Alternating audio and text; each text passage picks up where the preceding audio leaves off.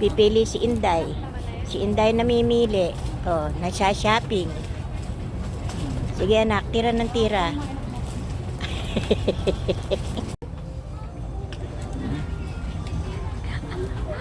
Hindi dalawang isip ang meron to. 4 na isip.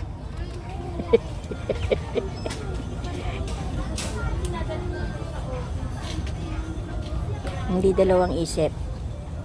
4 na isip ang meron.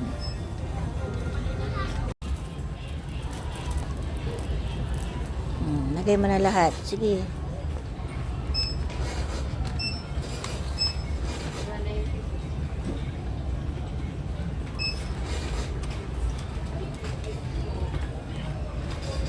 Yan, lahat na yan kanya.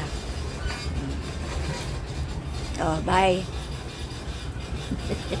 Tingin daw siya ng salamin para sa anti-radiation. Ano?